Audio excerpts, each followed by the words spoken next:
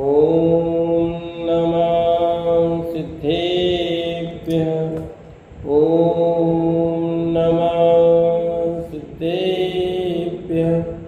ओम नमः सिद्धेभ्यः। ओम जय जय जय। नमोस्तु नमोस्तु नमोस्तु। नमो अर्यन्ताणं नमो सिद्धाणं नमो वैरियाणं नमो वज्रायाणं नमो लोये सवसाणं। मंगलम भगवान वीरो मंगलम गौतमो गणि मंगलम कुंद कुंदारो जैन धर्मोस्तु मंगलम। सर्वमंगलम मांगल्यम सर्वकल्याणकारकम प्रदानं सर्वधर्माणां जैनं जयतु शासनं जैनं जयतु शासनम्। अरिहन्तदेव वन्दे गुरुवन्देन गणेनान्यरायो दम्मदयामे वन्दे कम्मककारणं शुद्धम्। बोले जिनवाणी मात की जय हो। बोले सती मात की जय हो। सुदृष्टि तरंगिणी नाम का ग्रंथ 33वां अपना अध्याय चल रहा है, जिसमें अपन बात कर रहे हैं 5 प्रकार के महाव्रत अणुव्रतों की, जिसमें अंतिम परिग्रह परिमाण व्रत की बात हो गई थी और उसमें 5 अतिचार लगते हैं। उन अतिचार में 2 अतिचारों की चर्चा हो गई थी। आगे हम तीसरे अतिचार की बात यहाँ करेंगे। पेज नंबर 450 मिल गया। 50 450।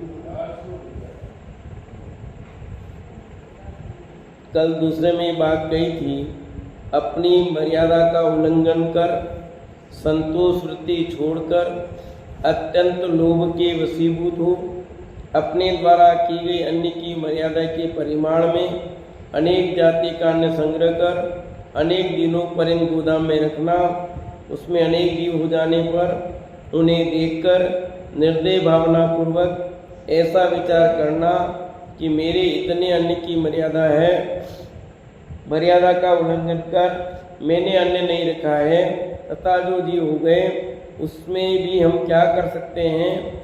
अन्न में जीव तो होते ही होंगे, उन्हें कैसे रोका जा सकता है। व्यापार में तो ये सब होता ही है, व्यापार किए बिना भी तो नहीं चलता।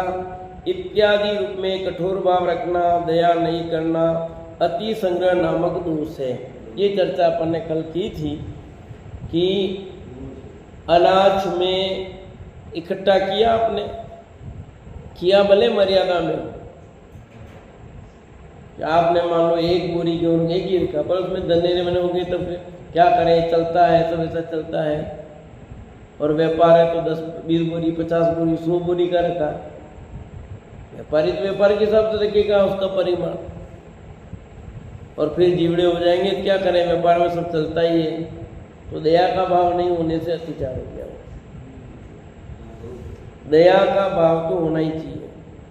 अब तीसरा देखिए, कठार खाने की दुकान संबंधी किराना, धना, जीरा, हल्दी आदि अनेक अनेक वस्तुएं खरीदने बेचने में सामान्य विशेष लाभादि नहीं जानने से परिणामों में खेद करना, संक्लेशता रखना तथा पहले लाभ जानकर वस्तु खरीद लेने के बाद में लाभ वासित नहीं होने पर अति तृष्णापूर्वक उसे बेचना, अपनी मर्यादा से अधिक आई हुई जानकर उसे वापस करने के लिए विसंवाद करना विस्मय नामक दोष है। अब व्यापार करता है तो माल खरीदना भी पड़ता है कि भाव घट जाए दुखी हो जाए, भाव बढ़ जाए तो भी दुखी हो सकता है। क्यों? दूसरों से माल लेना है या देना है तो उसमें भी दुखी होता है, क्या करेंगे। इसने कितना क्लियर किया है, पहले लाभ जानकर वस्तु खरीद लेने के बाद लाभ वासित नहीं हो। पहले खरीद लिया, अब रेट डाउन हो गई या लाभ वासित नहीं हो रहा है तो दुखी हो गए। मर्यादा से अधिक आयु जानकर वापस करने के लिए विसंवाद करना। अब माल ज़्यादा आ गया, आपकी मर्यादा से ज़्यादा हो गया तो वापस देना है, तो अब वो सामने वाला ले नहीं ले उससे झगड़ा करना, अतिचार का बोलो। कितनी क्लियर की है, अपनी मर्यादा से अधिक आयु हुई जानकर उसे वापस करने के लिए विसंवाद करना, विस्मय नामक दोष है। सब ऑर्डर दे दिया, माल ज़्यादा आ गया, पड़ा था पहले, भेज देते हैं। कई बार आपने कम मंगाया, ज़्यादा भेज दिया, अब उसे कि भैया तुमने हमारे मेरा केवल भेजा, झगड़ा करना। झगड़ा करने की जरूरत नहीं है। तो ये सब विस्मय नामक दोष कहलाते हैं। यहाँ क्लियर और लिखा ऊपर कि सामान्य विशेष लाभादि नहीं जानने से परिणामों में खेद करना। जब ये है इसमें लाभ विशेष नहीं होगा, अब ले लिया, क्या करें। अब शेयर मार्केट में क्या हो रहा है, रोज भाव घट जाते हैं, बढ़ जाते हैं, वो ठिकाना नहीं।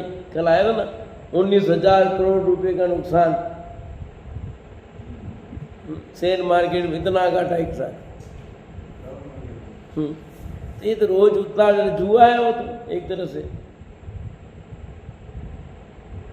क्योंकि रोज भाव को ठिकाना नहीं उसका। तो आजकल तो पूरी सब चीजें जुआ हो गई एक तरह से, समझो। सब में यही है, सोना चांदी हो, चन्नी हो, उसमें भी क्या है, कब भाव घट जाए, कब बढ़ जाए। सब्जियों की स्थिति, अनाजों की स्थिति ऐसी हो गई है, क्योंकि सब लेन देन किस पे हो गया है, सट्टा मार्केट पे हो गया ना। सट्टा बाजार क्या चल रहा है, उस पे भाव चल गया। वही कह रहा हूँ ना, आजकल सट्टा बाजार पे सब चीजें होने लगी, भाव उस पे घट रहे हैं, बढ़ रहे हैं।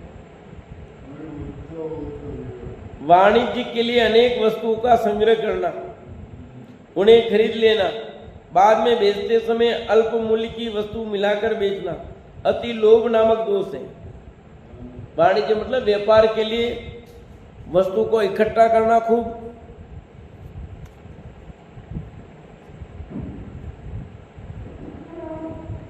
और उन्हें खरीद लेना, बाद में बेचते समय उसमें कम कीमत वाली वस्तु मिला करके बेचना, यह अति लोभ है। ये क्या कर मिला के बेचते हैं सारे। बेल, बेसा, खर, हमाल आदि के ऊपर मर्यादा से अधिक भार रखना। जैसे उनके भार की मर्यादा के अनुसार मनुष्य भाड़ा निश्चित करने के बाद पुनः राज करके व्यय से छिपाकर उसके ऊपर अधिक भार रख देना। लाभ के लोभ से अन्य जीवों पर मर्यादा का उल्लंघन कर भार रखना अति भारारोपण दोष है। इन पांच अतिचारों से रहित ही परिग्रह परिमाण व्रत शुद्ध होता है। अति भारारोपण, जितना भार है उससे अधिक भार जोड़ना।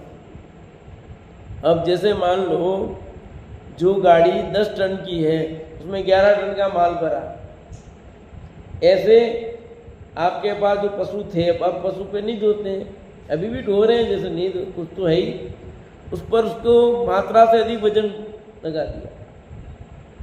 वो चेतन है ना, तो कितना दुखी होगा। तो आपको दोष लगेगा नहीं लगेगा। और इधर आप, अब इसमें तो आपको पाप नहीं लगेगा ना। 10 टन की गाड़ी में 11 टन का माल भर दिया तो पाप थोड़ी लगेगा इसमें। गाड़ी तो कुछ नहीं बोलेगी, पर आपकी गाड़ी बोलती है, जल्दी खत्म होती है, नहीं होती जी। उसकी कैपेसिटी ज़्यादा माल भरोगे तो गाड़ी जल्दी खत्म होती है, हो गया ना नुकसान। फिर सरकार के विरुद्ध गए आप, तो जब पकड़े जाते हो तो चालान बनता कि नहीं बनता है, तो दोष हो गया कि नहीं हो गया। ये दोष आता है, हम लोग समझते नहीं है। अब 4 सवारी गाड़ी है, आप 6-6, 7-7 भर रहे हो, क्या होगा। टू व्हीलर पे 3-3, 4-4 बैठेंगे तो सरकार भी टैक्स, सरकार चालान बनाती है कि नुकसान होगा। और यहाँ कहते हैं 30-12 है कि नहीं है भाई? उस समय वो चल रहे थे, आज ये चल रहे थे, आज ये बात करेंगे हम। है 30-12 ही है, ये अत्याचार आएगा। वो सजीव दुखी हो रहा था, यहाँ निर्जीव है दुखी, भले नहीं हो पर सरकार के नियम के विरुद्ध भी हुआ ना, और आपकी गाड़ी भी जल्दी खत्म होती है। लोग होता क्या है, आप जैसे जीप चलाते ना टैक्सी, अब 8 या 10 सवारी पर और 30-30, 40-40 बढ़ते हैं, तो कितना नुकसान करते हैं। एक ने 55 जने बैठा दिए जीप में, ऊपर नीचे सब, अभी देखो अभी चलते हैं। अब आप सोचो कि कैसे बैठाया होगा। अब जो 10 सवारी की गाड़ी है उसमें 50 जने बैठेंगे तो कितनी जल्दी समाप्त होगी वो? उसका इंजन बोलेगा कि नहीं बोलेगा? जल्दी समाप्त होगी जल्दी गाड़ी। तो ये सब अति भारारोपण दोष में आते हैं।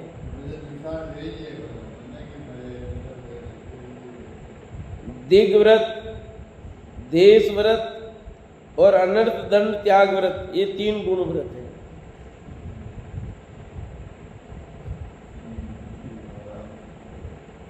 दिग्व्रत, देश व्रत और अनर्थ दंड व्रत, ये 3 क्या कहलाते हैं?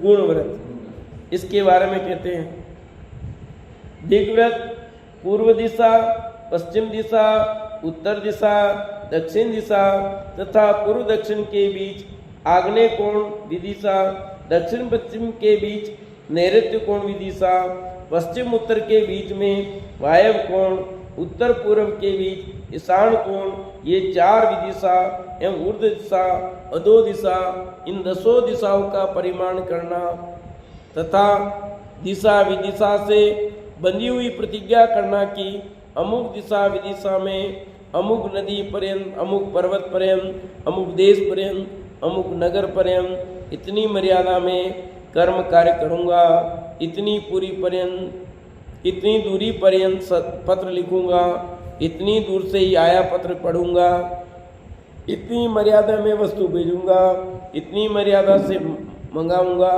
इस मर्यादा का उल्लंघन कर पत्र नहीं लिखूँगा तथा वस्तु भी नहीं मंगाऊँगा, पूर्व दिशा में इतने ऊंचे पर्वत पर्यंत चढ़ूँगा और अधो दिशा में इतनी नीची भूमि पर्यंत पाताल में नदी कुएं में उतरूँगा। इस प्रकार 10 दिशाओं का प्रमाण करना अधिव्रत है। इसके अधोतिक्रम, ऊर्ध्वतिक्रम, तिर्यक गमन, अतिक्रम, क्षेत्र परिमाण उल्लंघन, अंतस्मरण, ये 5 अतिचार है। कौन सा व्रत है? दिग व्रत। दिग मतलब दिशा, दिशाओं का निर्णय करना कि यहाँ से ज़्यादा नहीं जाऊँगा। 4 दिशा के नाम तो सबको पता है, पूर्व, पश्चिम, बराबर है, पूर्व, दक्षिण, उत्तर और गलत बोला मैं? गलत बोला मैं? सही बोल रहा हूँ? अच्छा ऐसा है। आपने देखो, ध्यान से सुनना, जब हम विधि करते हैं इस क्रम से चलते हैं, पूर्व चलते हैं, फिर हम दक्षिण में जाते हैं, दक्षिण के बाद पश्चिम में आते हैं, पश्चिम के बाद उत्तर में आते हैं और फिर सर्व दिशा करके सारी सिद्धि करते हैं। क्यों करते हैं ऐसा? कि ये 10 दिशा है टोटल, तो इस क्रम में घूमना होता है। तो 4 दिशा, पूर्व, पश्चिम, उत्तर, दक्षिण, तो पता है आपको, पूर्व, पश्चिम, उत्तर, दक्षिण। अब एक एक कोना पकड़ो, तो इधर से शुरू किया या, ठीक है, ये आग्नेय कोण कहलाता है। इधर का कोण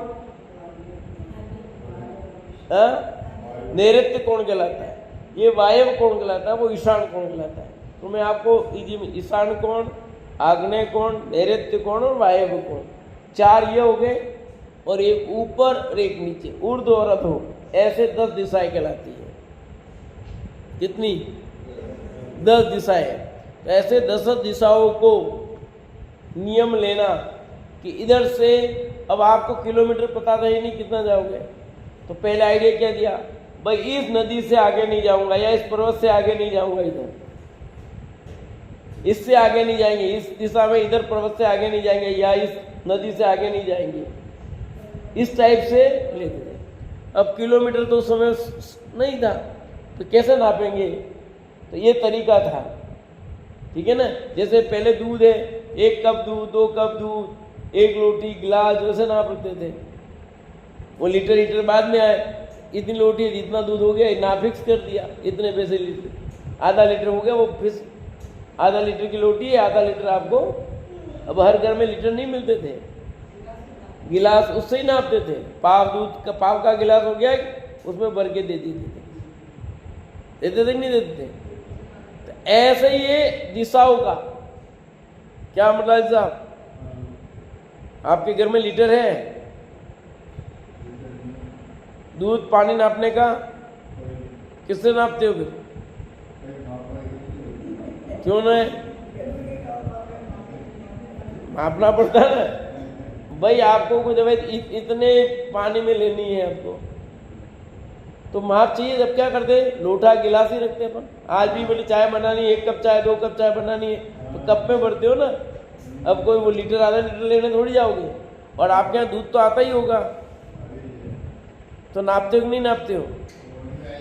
वो दे जाते, पर आप रोज नापते हो, आपका पैमाना वो ले उतना है कि नहीं? आपने जो तपेली आपके जो भी है उसमें पता लग जाता है इतना दूध ये बराबर है, नहीं तो आज कम है, नहीं लगता है? तो नापा कि नहीं नापा बोलो आपने? तो ऐसे हमारे गमन की दिशाएं तय हो जाए। इसमें तो बहुत खोल के लिखा, और किससे आगे का पत्र नहीं लिखूंगा, नहीं पढ़ूंगा। मैं और जोड़ देता हूं, आज की तारीख में मोबाइल, उसमें पत्र आ गए थे, पत्र लिखा, अब मैं मोबाइल को जोड़ देता हूं इसमें। इससे दूरी के ज़्यादा का मोबाइल का फोन आएगा तो नहीं उठाऊंगा, इससे ज़्यादा बाहर का नहीं करूंगा। जैसे तय कर दिया मैं भारत देश से बाहर के फोन नहीं उठाऊंगा, नहीं करूंगा। हाँ, तो मतलब नियम लिया, तो नियम नहीं लिया, बात खत्म है आपकी कि मैं करूंगा, इससे ज्यादा नहीं, आएंगे यहाँ तक का उठाऊंगा, सब चीजें यहाँ करूंगा। क्योंकि आज मोबाइल मुख्य हो गया, मैसेज इतनी दूरी तक का करूंगा, इससे ज्यादा नहीं करूंगा। मैं इतनी दूर तक करूंगा, इतना नहीं करूंगा। अब ये चीज आ गई तो आज इसका लेंगे, वो एक इशारा है कि आपका यहाँ तो लिखा ना, जैसे मेरे नियम है यहाँ तक का, और मैं इधर खड़ा हूं, इधर कोई दूसरा खड़ा है, तो मैं कंकड़ नहीं मार सकता, उसको इशारा करके नहीं कह सकता। वो इतनी बात उस समय कह दी, तो अभी सब आ गए ना आज की तारीख में, मोबाइल सब आएंगे नहीं आएंगे? मेल करो, इंस्टाग्राम करो, व्हाट्सएप करो, सब चीज आ जाएगी इसमें। क्योंकि जब इशारा करने का निषेध हो गया, तो ये सब समय भले नहीं की हो, पर उस समय ये बात भी कह दी गई, समझनी चाहिए कि हम कहीं जा थोड़ी रहे हैं। अरे कहीं नहीं जाना, तो वो तो इधर खड़ा था, तो इधर इशारा मना कर दिया, गया तो वो भी नहीं है, इशारा कर दे कि नहीं उधर खड़ा है, उसको इधर इशारा नहीं कर सकते, उसके लिए आपने इशारा किया तो भी अतिचार आएगा आपका। वो आगे आ रहे हैं अभी अतिचार में। तो सभी दिशाओं में आप अपना प्रमाण करेंगे, इससे ज्यादा आगे गमन नहीं करेंगे, यहीं तक रहेंगे जीवन पर्यंत। दीर्घ व्रत में जीवन पर्यंत के लिए नियम होता है, जीवन पर्यंत भारत देश से बाहर नहीं जाऊंगा, या मैं इतने समय इन देशों से बाहर नहीं जाऊंगा। मान लो 5 देश तय कर लिया आपने, अब तो ऐसे कर सकते हैं, तो आपने तय कर लिया कि इन 5 देशों से बाहर नहीं जाऊंगा, बस आप उन्हीं देशों से बाहर नहीं जाना। आपको आपने 10 लिए, 15 लिए, 1 लिया, तो उससे बाहर नहीं जाना आपने को। एशिया द्वीप वहां से नहीं जाऊंगा, तो एशिया द्वीप में रहना, उससे बाहर नहीं जाना, ये भी ले सकते हैं आप। तो दीर्घ व्रत में जीवन पर्यंत के लिए सभी दिशाओं में, अब वो 1 लिया, सब दिशा एक साथ हो जाती है। वैसे आपने भारत देश से बाहर नहीं जाऊंगा, सब दिशा आएगी, चारों तरफ से जितना जितना भारत देश है उतना आ जाएगा। अब यहां पर एक प्रश्न खड़ा कर सकता है कोई, अभी भारत देश इतना है, अब कोई देश भारत से जुड़ गया, नया देश मिल गया इसमें, तो अब मैं उस देश में जा सकता हूं कि नहीं जा सकता? मेरे भारत देश का नियम है, अब मैं उस देश, वो जो भारत में मिल गया उसमें मैं जा सकता हूं कि नहीं जा सकता हूं? बताओ अमरलाल साहब, आप जवाब दो। जा सकते हो? चलो, अमरलाल जी क्या कहना है? जा सकता है। काक साहब आपका क्या कहना है? नहीं जा सकता है। आपका क्या कहना है जिया जी? जा सकता है कि नहीं जा सकता है?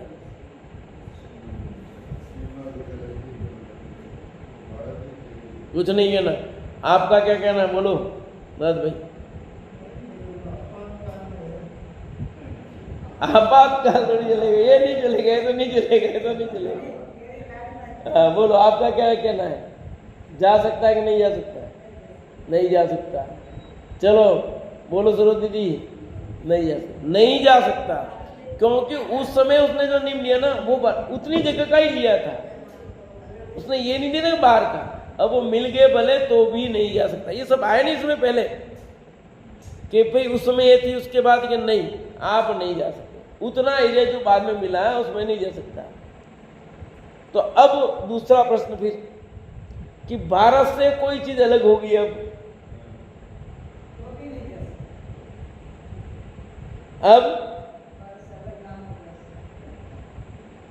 तो कि इधर तो आप ऐसे कहते हो, इधर आप ऐसे कहते हो, तो नहीं। अब यहां पर भी वही बैलेंस लगाना है। आपने जितने एरिया का नियम, पूर्ण भारत देश, आज की तारीख में जितना भारत देश है उतनी जगह का आपका नियम है। मतलब नियम सब एक तरफ ही लगेगा, दोनों तरफ बात नहीं करनी होती। ठीक है, जितना एरिया, मतलब मैंने आज उदयपुर लिया है, उदयपुर से बाहर नहीं जाऊंगा तो उदयपुर का जितना एरिया हुआ आएगा। अब उदयपुर का एरिया बहुत बढ़ गया तो मैं थोड़ी जाऊंगा, नहीं जा सकता। उदयपुर का एरिया थोड़ी बड़ा, वो तो और मिला दिए गए हैं। उदयपुर तो जितना है वही है असली। तो अब 20 किलोमीटर तक फैल गया उदयपुर तो। 21 किलोमीटर। अब 21 किलोमीटर सब तरफ गिनोगे तो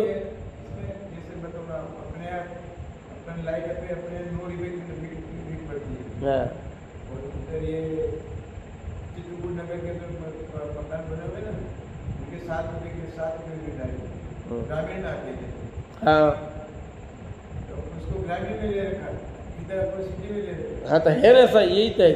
सेक्टर अपना 3 तो सिटी में, बाकी 5 उधर ग्रामीण में आ जाता, 6-7 तो 8 ग्रामीण में, अपन शहरी क्षेत्र में, और वो ग्रामीण क्षेत्र में है उदयपुरी। देखो भाई, इसके 5 अतिचार कहते हैं। अपनी मर्यादा का उल्लंघन कर पृथ्वी, कूप, बावड़ी, नदी आदि में उतरना अधो दिशा अतिक्रम नामक अतिचार है। क्या लिखा? अपनी मर्यादा का उल्लंघन कर पृथ्वी, कूप, बावड़ी, नदी आदि में उतरना अधो दिशा अतिक्रम नामक अतिचार है। अब आपने जितना नहीं में उससे गहरी बावड़ी में चले गए। अब आप ये कहो कि हमने नापा तो नहीं है, अब हमको क्या पता इतनी है, अब इसमें क्या दोष लगा? इसलिए अतिचार का आपको कभी भूल हो जाए तो होना नहीं चाहिए। ध्यान में तो रहता है कितना क्या है, बावड़ी कितनी क्या है। अब तो कौन जावे बावड़ी पर, नदी कितनी मंजिलों हो गया, कितना गहरा हो गया वो। अभी वो हुआ था कि नहीं हुआ था, जिनको निकाला था लोगों को, माइंस में सब चले गए थे, कितने मुश्किल से निकाला उनको, कितने दिन तक हो रहे। हाँ, अपनी मर्यादा का उल्लंघन कर पर्वत शिखरों पर चढ़ना ऊर्ध्व दिशा अतिक्रम अतिचार है। अपनी मर्यादा का उल्लंघन करके पर्वत पर शिखर पर चढ़ गए जिससे भी अधिक, तो आपको दोष लगेगा। मर्यादा का उल्लंघन किया तो गड़बड़ है। क्षेत्रानुसार की गई मर्यादा का उल्लंघन अधिक क्षेत्र में कर्म कार्य करना क्षेत्र उल्लंघन अतिचार है। जितने एरिया का किया आपने और फिर उससे बाहर व्यापार धंधा करोगे तो क्षेत्र हो जाएगा। दिशा अनुसार की गई सीमा को अंतरंग में विस्मित कर पुनः आपके द्वारा की गई दिशा सीमा का विचार करना, इस प्रकार मर्यादा भूल जाना अंतस्मरण नामक दोष है। आपने जितनी तय की थी पर भूल गए, ध्यान नहीं रहा कि मैंने कितनी मर्यादा की थी। हो जाता कभी कभी, आदमी भूल जाता कि क्या किया था, तो वो आपने भूल गए, तो यहाँ लिखा उसका दोष है, अंतस्मरण नामक दोष है, वो अतिचार है। इन अतिचार रहित दिग्व्रत का पालन करना दिग्व्रत नामक गुण व्रत है। अतिचार रहित होना चाहिए पालन, अनाचार भी नहीं चाहिए, अतिचार भी नहीं चाहिए भैया। देश व्रत कहते हैं।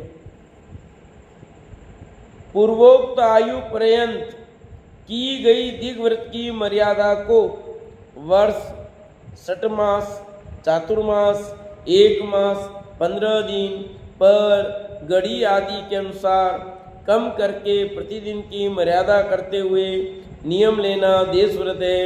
जैसे इतने काल, इतने दिन, इतने माह पर्यंत इतना ही भोग उपभोग रखना, भोग वस्तु में भी इतने अन्न, इतने ही मेवे खाना, इससे अधिक नहीं। उपभोग में स्त्री, वस्त्र, गाड़ी, घोड़ा, रथ, घोड़ा, हाथी, महल, बिस्तर आदि इतने इतने ही रखना, भोगना, इससे अधिक नहीं। इस क्षेत्र में इतने किलोमीटर या इतने मीटर फुट पर्यंत जाऊंगा, इस क्षेत्र में इतने काल पर्यंत रहूंगा, इत्यादि नियम रूप मर्यादा करना देश व्रत है। इसके आसन, शयन, प्रक्षेपण, शब्द, रूप, उद्गल क्षेपण, ये 5 अतिचार हैं। अब यहाँ कहते हैं दीर्घ व्रत में तो जीवन पर्यंत प्रतिज्ञा की थी आपने, देश व्रत में अब काल आ गया, लिमिट आ गई, मतलब पहले से में और सीमा की। जो पहले सीमा बांधी थी उस सीमा में और सीमित हुए और पाप से बचे आप। पहले आपको पाप लग रहा है अभी उतने एरिया तक का, मान लो भारत देश का नियम लिया अपन कि भारत देश से बाहर नहीं जाएंगे सब तरफ से, तो बाकी सब देशों का पाप नहीं लग रहा, वहां क्या हो नहीं रहा है। अब उतना पाप, अब उससे और बचने के लिए तय कर लिया कि 1 साल तक मैं उदयपुर से बाहर नहीं जाऊंगा या राजस्थान से बाहर नहीं जाऊंगा। आज मैं कॉलोनी से बाहर नहीं जाऊंगा, आज मैं उदयपुर से बाहर नहीं जाऊंगा, तो आप बाकी सारे पाप से बच गए। उधर से होने वाले जितने भी पाप थे इनसे बात नहीं करूंगा, ये नहीं करूंगा, ये नहीं करूंगा। कितनी की सब बातें लिखी इसमें, इतने दिन तक, 2 घंटे तक मैं मौन रहूंगा, आज 6 घंटे नहीं बोलूंगा, कोई फोन नहीं करूंगा, फोन नहीं सुनूंगा किसी का। इतने काल, इतने दिन, इतने माह पर्यंत इतने ही भोग रखना। देखो उसमें ये भी लिया है, भोग वस्तु में भी इतने अन्न, इतने ही मेवा खाना, इतना ही खाऊंगा, इससे ज्यादा मेवे नहीं खाऊंगा। कल बात चल रही थी, अपने कहा था कि भाई मैं आज अपनी थाली में 7 आइटम से ज्यादा नहीं लूंगा, कोई भी, कुल 7 item, 5 item, 3 item, 2 item, 10 item, कुछ भी तय कर लिया, जो भी तय करे उससे ज्यादा नहीं लेंगे। अब वो तय हो गया, आज मैं 2 रोटी से ज्यादा नहीं खाऊंगा, 3 रोटी से ज्यादा नहीं खाऊंगा। अब आप क्या कर रहे हैं, रोटी 2 ही खाएंगे तो जाड़ी बना के दे दो। औरतें ऐसी चालाकी करती है, इनके 2 रोटी है तो जाड़ी बना के दे देते हैं। नहीं करते, मुलायम ऐसा करते, सही कह रहा हूँ गलत कह रहा हूँ? नियम नहीं, वो 1 रोटी कहते हैं वहां इनको मोटी बना दो। किधर न किधर खुराक, इतना ही मेवा खाऊंगा, इससे अधिक नहीं। उपभोग में स्त्री, वस्त्र, गाड़ी, घोड़ा, रथ, गाड़ी, घोड़ा, हाथी, महल, बिस्तर इतने ही रखना, भोगना। आपने पहले नियम लिए थे, मान लो मैं 5 गाड़ी रखूंगा, पर आज मैं 1 ही गाड़ी का उपयोग करूंगा, इससे ज्यादा नहीं करूंगा। आज मैं 2 व्हीलर का ही प्रयोग करूंगा, 4 व्हीलर का प्रयोग नहीं करूंगा। वो उस समय की बात है, मैं आज की तारीख में बोल रहा हूं। अब आपके पास बैलगाड़ी रही नहीं, बैलगाड़ा रहा नहीं, ना हाथी गाड़ी ना ऊंट गाड़ी रही, समझ आए कि नहीं? इसलिए आज के परिप्रेक्ष्य में बात कर रहा हूं मैं। आज मैं टेम्पू का ही उपयोग करूंगा और किसी वाहन का उपयोग नहीं करूंगा। कहीं जाना है, आपने नियम ले रखा है, पर आज मैं सिर्फ इसका ही उपयोग, आज बस में ही जाऊंगा, बस से अलावा और कोई वाहन का प्रयोग नहीं करूंगा। आज मैं 2 सब्जी खाऊंगा, नियम आपने 25 का लिया है, पर आज का तय कर ले कि आज मैं 2 ही सब्जी खाऊंगा, 2 से तीसरी नहीं खाऊंगा। आज मैं 1 ही दाल खाऊंगा या 2 ही का दाल खाऊंगा। ये सब चीज इसमें आ जाएगी आपकी। यद्यपि दीर्घ व्रत का छोटा भाई देश व्रत है, पर इसमें तो और ज्यादा पाप से बच रहे हो, इसलिए दीर्घ व्रत से बड़ा देश व्रत हो गया। कहने में तो दीर्घ व्रत बड़ा है, पर देखा जाए तो देश व्रत ज्यादा बड़ा। क्यों? उसमें और पाप से बच गया। पहले ली हुई मर्यादा में और मर्यादा हुई ना।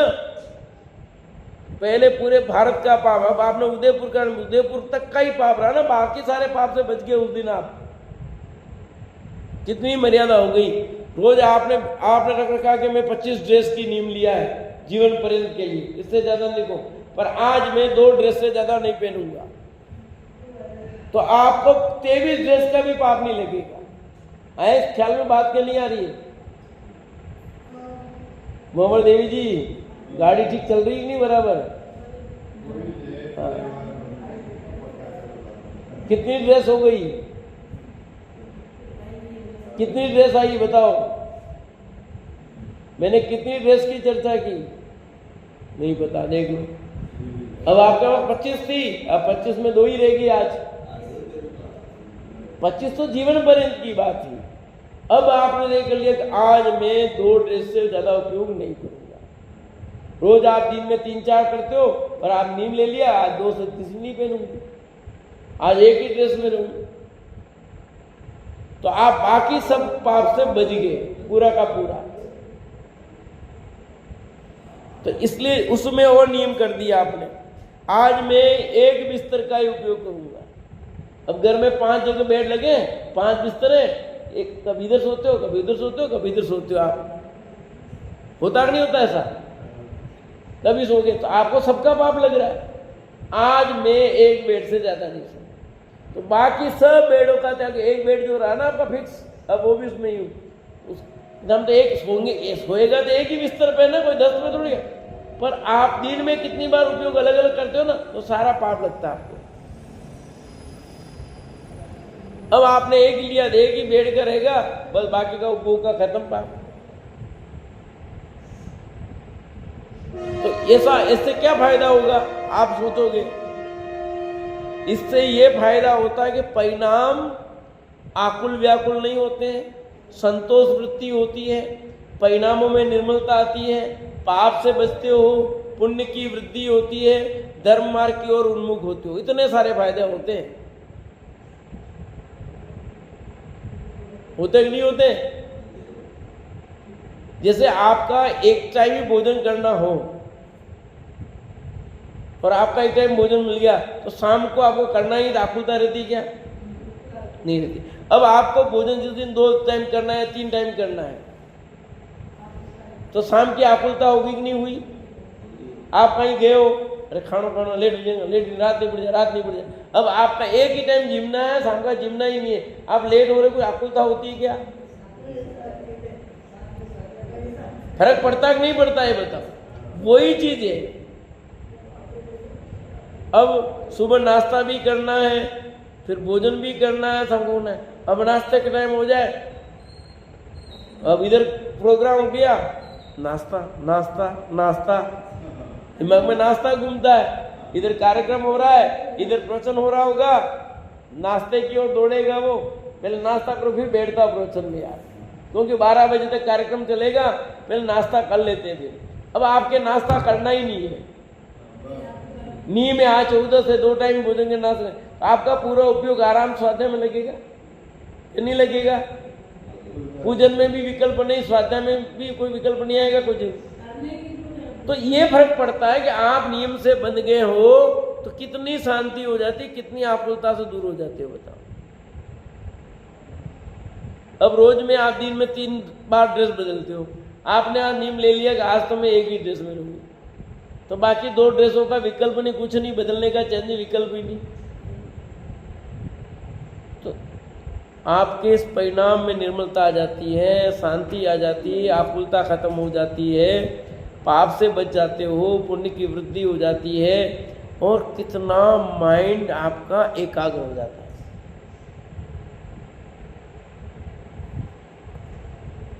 फिर क्षेत्र की बात लिखी, इस क्षेत्र में इतने किलोमीटर इतने मीटर फुट पर्यंत जाऊंगा, बस आज इससे बाहर नहीं जाना अपने को। क्या आज तो कॉलोनी के बाहर जाना ही नहीं अपने को, या इतने बस इस रोड से इस रोड तक इससे बाहर नहीं जाना अपने को। तो बाकी का कोई सामान लाना और नहीं लाना, आज लाना ही नहीं, विकल्प ही खत्म, बात झंझट ही नहीं, जाना ही नहीं बाहर, तो कोई विकल्प नहीं। फोन नहीं करना, कुछ करना ही नहीं है, फोन एक तरफ हो गया, खत्म, क्योंकि इस महीने को फोन आ गया, ठीक है, बाकी सब तो मतलब ही नहीं रहा ना। ज्यादातर तो फोन इससे बाहर ही आएंगे, इस दूरी से।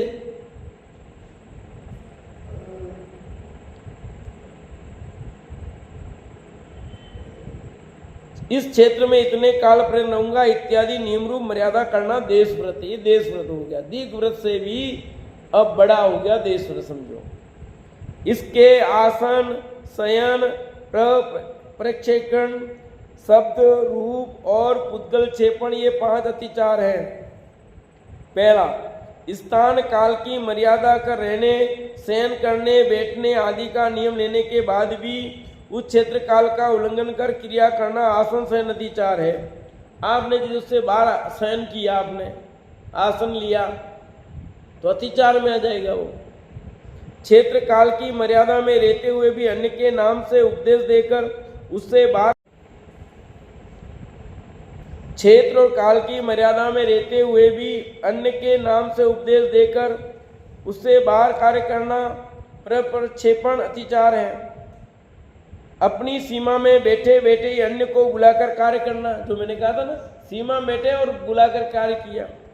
दूर स्थित किसी अन्य को बताना अपनी मर्यादा, इसका आज मैं इस हॉल से बाहर नहीं जाऊंगा था, अब हॉल के बाहर कोई खड़ा है या नीचे और उससे बात कर रहा हूं, अतिचार में आ जाएगा। हॉल से बाहर नहीं गया, मेरा नियम था आज हॉल से बाहर नहीं जाऊंगा आज मैं, ऐसा भी नियम। तो हॉल से बाहर आप बात कर रहे हो तो दोष लगेगा एक। किसी कार्यकर्ता द्वारा स्वयं के संबंध से पूछे जाने पर अपने स्थान से उठे बिना ही खास कर खरखार कर हम यहाँ हैं इस रूप में अपना अस्तित्व बताना इत्यादि शब्द है। अब नीचे से आवाज मारी किसी ने,